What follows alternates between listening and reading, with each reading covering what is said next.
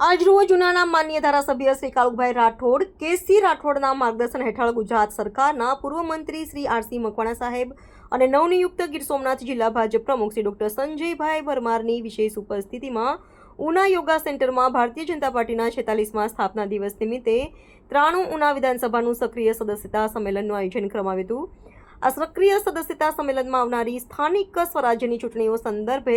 સંગઠન વધુ મજબૂત બને અને લોક મિજાજ પણ ભાજપના પ્રચંડ સમર્થનમાં રહીને દેશના વડાપ્રધાન શ્રી નરેન્દ્રભાઈ મોદી સાહેબની વિકાસલક્ષી કામગીરીનો લાભ છેવાડાના નાગરિકો સુધી પહોંચે તે માટે સક્રિય રહેવા ભારતીય જનતા પાર્ટીના કાર્યકર્તાઓને હાકલ કરવામાં આવી હતી।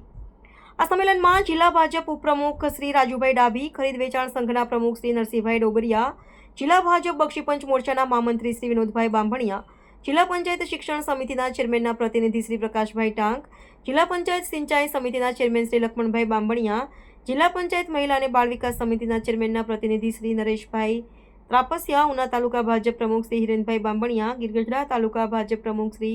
ધર્મેશભાઈ રાખોલિયા, ઉના શહેર ભાજપ પ્રમુખ શ્રી મનીષભાઈ કારિયા, ઉના તાલુકા પંચાયતના પ્રમુખ શ્રી એભાભાઈ મકવાણા, ઉના નગરપાલિકાના પ્રમુખ શ્રી પરેશભાઈ બાંભણિયા, નગરપાલિકાના ઉપપ્રમુખના પ્રતિનિધિ શ્રી મયંકભાઈ જોશી, ગીરગઢડા તાલુકા પંચાયતના પ્રમુખના પ્રતિનિધિ શ્રી પ્રવીણભાઈ સાંકટ તેમજ તાલુકા પંચાયત, જિલ્લા પંચાયત, નગરપાલિકાના સદસ્યશ્રીઓ, સંગઠનના વિવિધ મોરચાના હોદ્દેદારો અને ભારતીય જનતા પાર્ટીના સક્રિય કાર્યકર્તાઓ ઉપસ્થિત રહ્યા હતા। સંવાદદાતા ચૌહાણ જયંતિ કુમાર, દિવ્યરા ન્યૂઝ, ઉના। હાય, હું છું ક્રુઝિન સિંઘાનિયા। આપની આસપાસના સત્ય સમાચાર જાણવા માટે જોતા રહો દીવ મિરર ન્યૂઝ અને હા, લાઈક અને સબસ્ક્રાઇબ કરવાનું ભૂલતા નહીં। Thank you.